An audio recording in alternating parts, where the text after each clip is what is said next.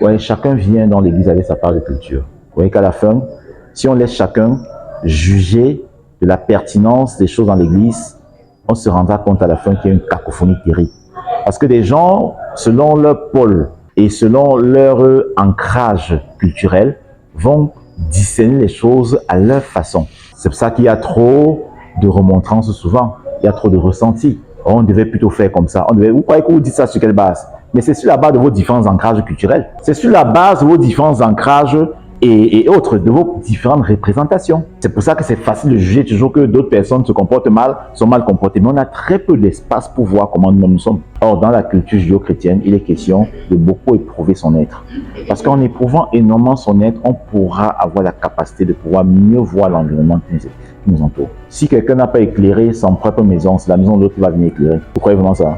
On dit là qu'on a coupé, Enio ne fait que nous couper. Enio coupe. Il dit oui, vraiment, Enio peut me couper, mais qu'il puisse vraiment donner la lumière dans toutes les autres maisons autour de moi. Pendant ce temps, tu as des travaux très importants à faire avec l'ordinateur. C'est comme ça que tu vas penser, n'est-ce pas? Il faut parfois, on est très hypocrite. C'est ce que beaucoup de gens font. Ils font comme s'ils veulent trop voir la lumière dans la vie des autres personnes. Pourtant, dans leur vie, c'est le blackout. Mais ils sont déterminés à vouloir faire comme s'ils veulent trop voir la lumière. C'est comme non. À un moment, quelqu'un prend une posture très posée. On fait comme si on a des postures. C'est que non, tu sais, vraiment, il faut. Mais toi-même, dans ta propre maison, tu es dans le noir.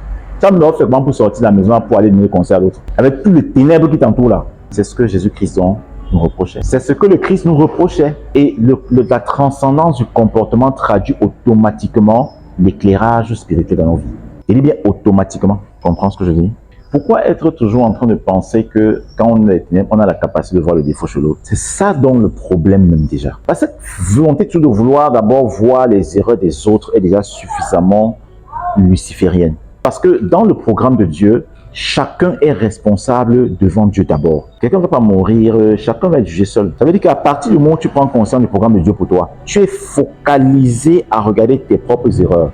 Maintenant, pendant que tu es focalisé à regarder tes propres erreurs, il peut arriver que Dieu te permette de voir autre chose. Mais ce n'est pas l'inverse. Ce n'est pas toi qui décides de dire que tu vas voir les erreurs des autres, maintenant travailler ta propre... Non, le simple fait d'être focalisé sur tes erreurs, il peut arriver que pendant ta croissance, tu puisses voir le monde qui t'environne grâce à ce que Dieu aura voulu. Tu dois savoir une chose. J'insiste, l'observation et le jugement que tu fais dépend de ton niveau spirituel. À un moment précis, un enfant, bébé, ou 1 an ou 2 ans, pourra apprécier une réplique, une action de votre part comme étant néfaste, juste parce que ça n'arrange pas ses intérêts. Un enfant d'1 an, 2 ans, tout ça, et tout que vous avez brimé, que vous avez peut-être sévré de quelque chose, pourra ne pas forcément apprécier.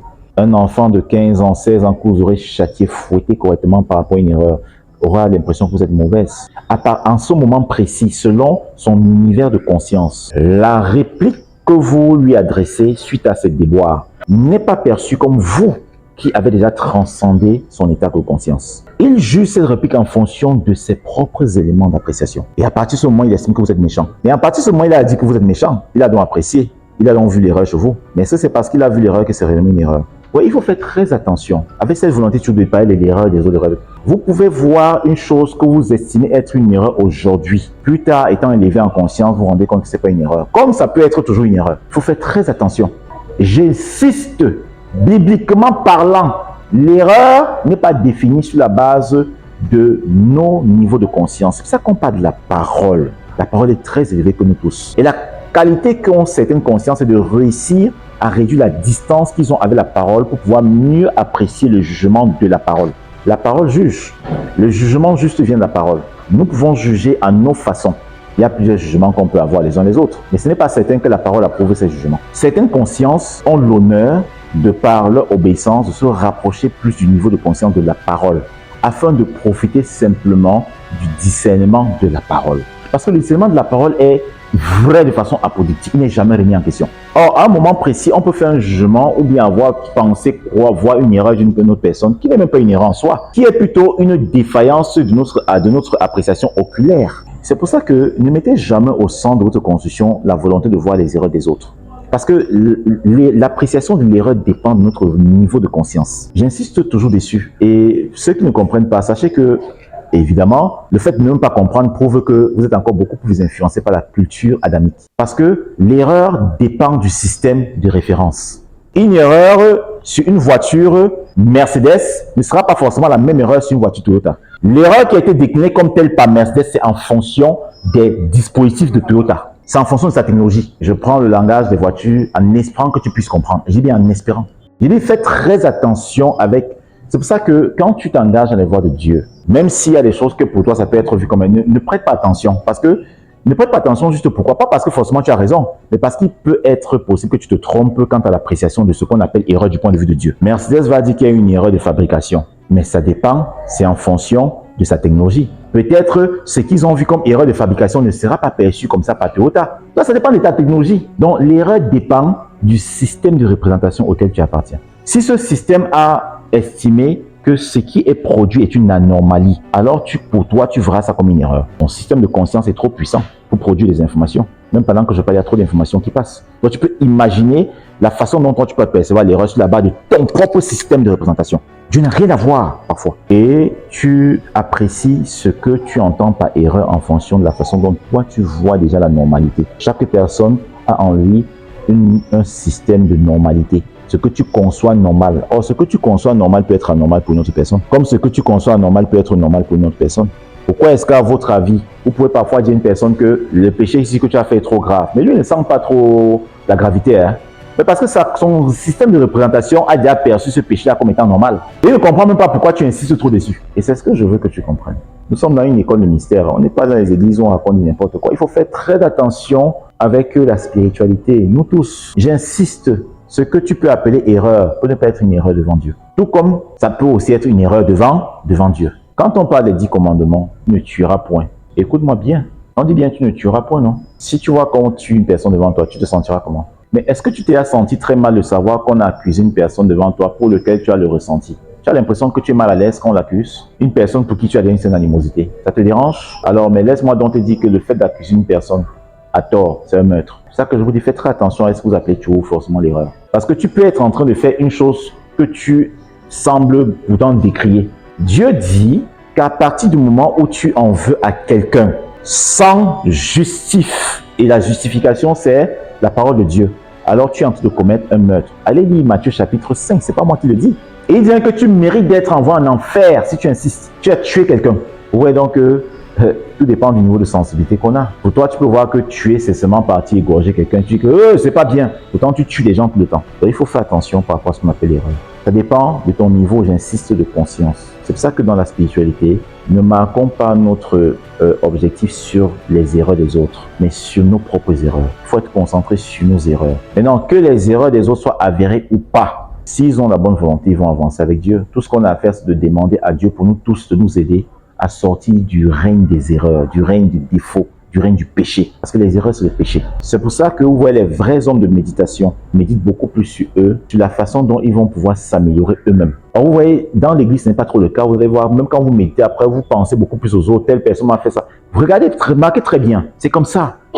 On est beaucoup plus ancré sur les autres. Même à l'assemblée, on dit prions pour si voir une personne qui est un peu l'autre pour voir sa réaction. Parce que la personne là, je sais que ça le concerne, il se comporte comment? Ça, c'est indicateur déjà parfois d'un problème très avancé. Est-ce que vous savez que l'homme spirituel, lorsqu'on évoque un sujet précis, même s'il ne s'y retrouve pas, du fait qu'il est spirituel et qu'il sait que même par des pensées vaseuses, il peut s'y retrouver, il prête une attention comme celui qui s'y retrouve même. À chaque fois qu'un homme spirituel a vraiment une expérience avec Dieu, il se retrouve en train de confesser des choses qu'il ne fait pas dans sa vie. Je vous le dis en vérité, en vérité. C'est pour ça que le mystère de la repentance est plus profond que vous le pensez. Il y a très peu de repentance dans le milieu chrétien. Les gens ne connaissent même pas ce que c'est que la repentance. Parce que quand on parle de meurtre, tu peux penser que tu es exempt. Mais si tu acceptes d'aller très loin dans la méditation, tu te rendras compte que tu es un meurtrier. Mais celui qui est toujours en train de voir les autres suit des choses beaucoup plus en fonction de son niveau d'appréciation. Il aura l'impression que c'est beaucoup plus les autres qui font ça, mais lui, il est peinard. Le vrai homme spirituel, même quand c'est une chose qu'il sait qu'il ne fait pas, il essaie de réfléchir par rapport à des implications spirituelles, n'est-ce pas, dans lesquelles il pourrait même s'être bien retrouvé, même s'il ne retrouve pas toujours. Et s'il ne retrouve pas toujours, il dit Seigneur, aide-moi à voir même plus clair. C'est pour ça que moi je prie souvent pour quelque chose. Pas des prières, je ne veux pas vraiment rester dans le risque de l'hypocrisie dans lesquelles on se retrouve trop. Je vous ai dit ça la dernière fois. L'esprit de prise de conscience dans l'aboutissement de la repentance. Parfois, des gens se répandent des choses qu'ils ne comprennent pas. Et moi, je suis souvent gêné quand je me retrouve en train de prier. Après, je me dis, Seigneur, j'aimerais que ton esprit m'aide à aboutir dans la repentance, à aboutir dans la tristesse selon toi. Parce que pas de tristesse selon Dieu. Pas de changement. Vous avez vraiment l'impression que parfois les gens sont beaucoup plus tristes sur eux-mêmes parce qu'ils veulent s'émanciper. Il y a des tristesses que vous avez, ce n'est pas forcément par rapport à vous-même. C'est parce que cette tristesse-là vient saper vos intérêts. C'est parce que des gens que vous estimez être la source de beaucoup d'erreurs viennent saper les intérêts ou bien viennent saper votre tranquillité ontologique. Vous voulez de la spiritualité? Laissez donc que le Saint-Esprit nous amène dans les profondeurs. Ce n'est pas comme vous pensez. Et au fur et à mesure que nous avançons, nous devons faire beaucoup d'efforts. Quand nous nous repentons, faisons des efforts pour ne pas penser aux autres, pour penser à nous, pour voir les implications. Quand on parle de ça, regarde dans quoi je me trouve. Mais pourquoi quand on parle de ça, je n'arrive même pas à être triste? Si même je sais que je l'ai fait. Mais Seigneur, s'il te plaît, aide-moi. Déconstruire l'incrédulité qui m'empêche de ressentir le poids de ma tristesse, le poids de mon échec, le poids de mon erreur, le poids de mon péché. Mais voilà où nous devons arriver. Et les hommes même très spirituels qui ont la capacité au fur et à mesure de voir vraiment, d'identifier les péchés des autres, ils se les approprient même souvent. Allez lire l'histoire de Moïse. Vous allez voir que Moïse a commencé à prendre les péchés qui ne le concernent même pas pour les porter sur lui comme c'est lui-même qui les avait commis. Or, quand les gens voient souvent les péchés, ce n'est pas, ils vont vous dire, bon oui, j'ai vu, c'est pour prier, laissez-moi les histoires, vous n'avez pas encore la capacité là, vous mentez, c'est pas pour prier trop. Et c'est ça. C'est beaucoup plus pour se rappeler et vous positionner au-dessus de ces personnes qui ont commis ces erreurs. Moïse a été prêt à être condamné, pas à cause de ce qu'il avait fait, à cause de ce que les autres ont fait. Vous imaginez, quelqu'un dit carrément au Seigneur, efface mon nom et fais-les entrer dans le jardin d'Éden. C'est fort, hein? Qui peut aujourd'hui la vie que Seigneur efface mon nom, fais entrer les autres? Il a pris le péché du peuple comme pour lui-même. Bon, il faut d'ailleurs être honnête, on n'a pas cette capacité. Il faut vraiment être honnête, il faut arrêter parfois les jeux d'hypocrisie. Ce n'est pas qu'on se lève un matin, on commence à faire ça. C'est une construction dans l'amour, dans la compassion, une construction forte. Et c'est ce qu'a connu de façon pleine Jésus-Christ, qui est venu mourir pour les péchés qu'il n'a jamais fait. On fait les choses et Jésus-Christ vient dire qu'il meurt pour nous, ce que nous avons fait. Ça le concernait encore maintenant, ce que nous faisions. C'est trop sérieux pour qu'on s'amuse avec. C'est pour cela que dans la maîtrise de soi, il y a aussi cette capacité à réfréner. C'est un type de pensée qu'on peut avoir de façon déterminée à l'égard des gens. Il y a un bénéfice du doute parfois qu'on laisse aux gens. Parce que ouais, c'est trop facile de penser rapidement du mal de quelqu'un. Vous voyez qu'il y a possible de maîtrise de soi. Voilà. La Bible en parle. Malheur à celui qui ferme les yeux et qui se laisse emporter par des pensées perverses. Trop facile de toujours vouloir penser le mal des autres. Où est dans la maîtrise aussi? Pourquoi ne pas aussi être un peu prudent, un peu patient, pour essayer de laisser que le temps et que les situations de Dieu puissent éprouver chacun. Bon, curieusement, on a l'impression qu'on juge, on discerne très facilement les autres, mais on ne se connaît même pas en soi. Hein, parce qu'il y a tellement de démons qui nous animent, mais on ne les voit même pas. Et c'est donc ce que Jésus-Christ a décrié. Nous tous, nous devons faire attention. Ne restons pas bloqués par cette déclamation morbide du Christ à l'égard des pharisiens. Ceux qui ont la capacité de voir facilement la poutre dans l'œil des autres, ou bien la paille, pourtant pour moi, dans l'œil des autres, tout en ayant la poutre dans les yeux. Voilà vraiment un passage clé qui nous aide à comprendre tout ce que j'explique. C'est le Christ qui dira, concentrons sur Dieu, concentrons, projetons nos pensées sur lui. Qui est-il réellement? C'est un être d'une sainteté que nous ne pouvons même pas imaginer d'après les témoignages qui nous sont rendus de lui. Que veut-il pour moi? Ce qu'il veut pour moi, c'est que je me rapproche de lui. Bon, c'est pas facile parce que je veux bien, mais il y a trop de choses. La chair, je suis influencé. Comment je fais? Non, je fais de cette façon. Il a déployé pour moi une échelle qui me permettra d'avenir jusqu'à lui. Cette échelle, c'est Jésus-Christ, c'est sa grâce. Plus je monte d'un degré, plus je me rapproche de sa sainteté et automatiquement mon comportement est transfiguré. Nul ne peut gravir en degré sans pour autant trouver son comportement transfiguré. C'est impossible. C'est pour cela que dans le livre de Matthieu, on nous décrit une scène, le Christ sur la montagne avec les disciples a été complètement transfiguré en hauteur. C'est impossible. On n'est jamais transfiguré en bas. Vous voyez, on est transfiguré en hauteur. On n'est pas transfiguré en bas. Tu avais les bas sentiments, les basses émotions, les basses frustrations, les bas égos. On ne peut pas être transfiguré avec tout ce qui est bas. C'est en hauteur qu'on est transfiguré.